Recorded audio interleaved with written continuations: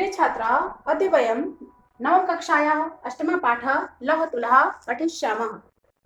प्रस्तुत पाठ विष्णु शर्मा द्वारा रचित पंचतंत्रम नामक कथा ग्रंथ के मित्रभेद नामक तंत्र से संकलित है।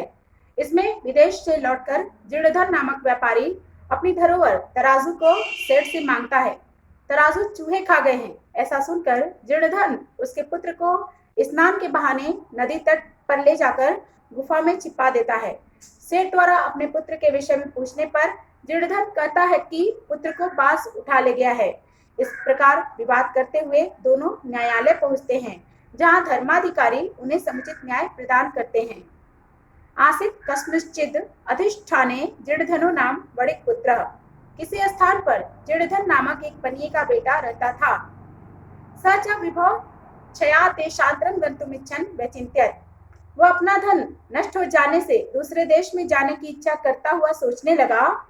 यत्र देशे अथवा स्थाने भोगा भुक्ता सोवीरतः तस्मिन् विभव हीनो यो वसेत स पुरुषाधमा।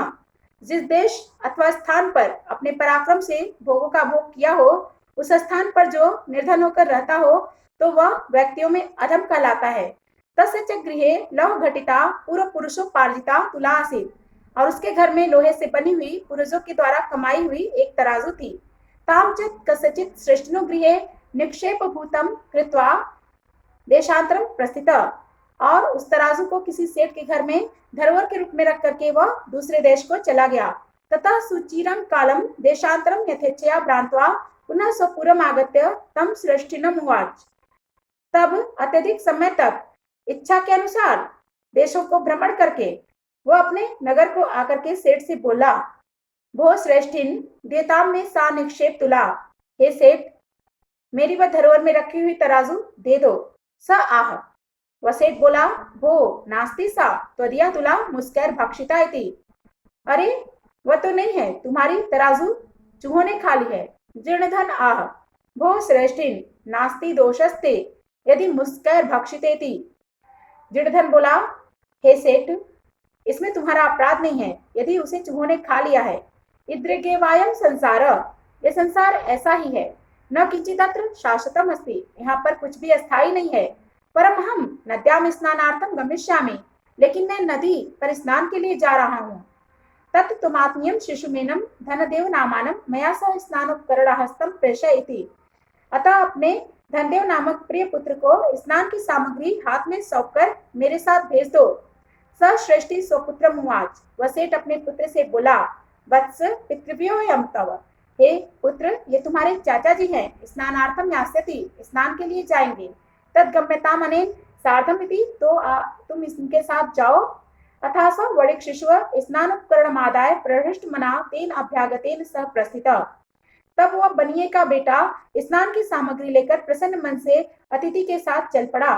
तथा अनुष्ठिते स वणिक स्नात्वा तम शिशुं गिरिगुहायां प्रक्षिप्य तद्वारं बृहच्छिले आच्छाद्य सत्रम गृहमागत।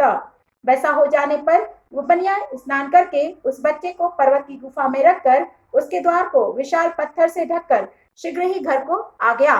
पृष्ठश्च तीन वणिजा। उस बनिए ने उससे पूछा, भो अभ्यागत कथिताम पुत्र में शिशुरेस्त्वया सह नदीम गतः। ये अतिथि, बताइए मेरा बच्चा कहाँ है जो तुम्हारे साथ नदी पर गया था।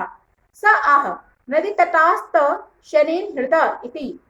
वह बोला, नदी के किनारे से उसे एक बाज ने हरण कर लिया।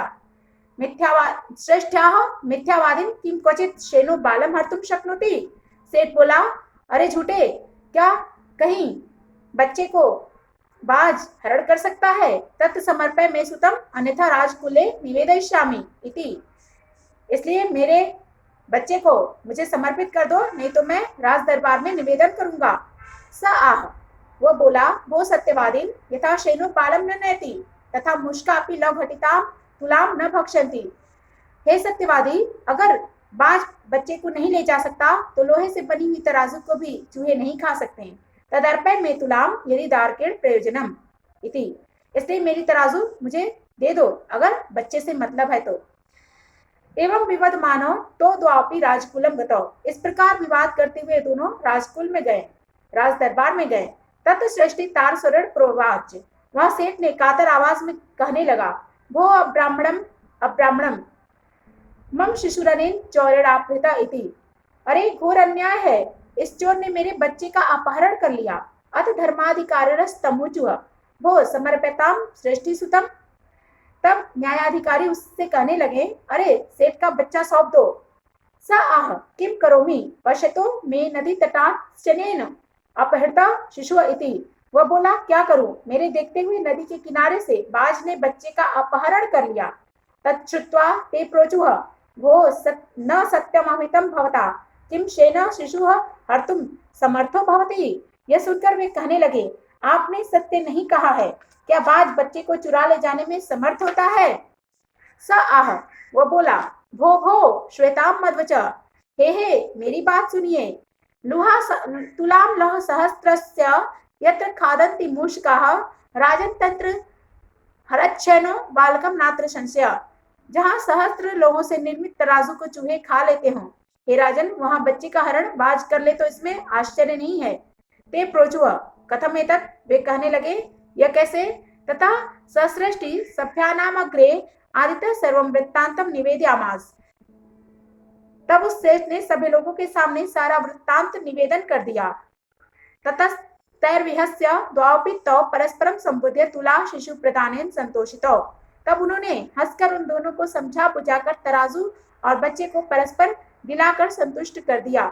शब्दार्था अधिष्ठाने स्थाने स्थान पर, विभव क्षयात धनाभावात धन के अभाव के कारण, स्ववीरता स्वपराक्रमेण अपने पराक्रम से, लव घटिता तुला लह निर्मिता तुला लोहे से बनी हुई तराजू, निक्षेप न्यास धरोहर भ्रांत्वा भ्रमणम कृत्वा देशाटनम कृत्वा पर्यटन करके, त्वदिया तव या भवदिया तुम्हारी, इद्रिक एतादृश ऐसा ही, एनम एतम या एनम च पुंसी द्वितीय वचने उभे एव रूपे भवता। इसे एतत् शब्द पुल्लिंग द्वितीय विभक्ति एक वचन में एतत् या एनम दोनों ही रूप होते हैं। आत्मीयम आत्म संबंधी अपना, स्नानोपकरण हस्तम स्नान सामग्री हस्ते यस्य सह तम स्नान की सामग्री से युक्त हाथ वाला, वणिजा व्यापारिणा व्यापारी के द्वारा, शेना हिंसक प्रवृत्ति का पक्षी विशेष बाज, अब्राह्मणम अन्याय रूपम अनुचितम घोर अन्याय, समर्पय देही दो, विवदमानो कलहम कुर्वंतो झगड़ा करते हुए, तार स्वरेण उच्च स्वरेण जोर से, ऊचुहा अवदन बोले, अभिहितम कथितम कहा गया, मद्वचा मम वचनानि मेरी बातें, आदितः प्रारंभतः आरंभ से, निवेदयामास निवेदनम अकरोत् निवेदन किया, विहस्य हसित्वा हंसकर, संबोध्य बोधयित्वा समझा बुझाकर। इसका अभ्यास इसके बाद करते हैं।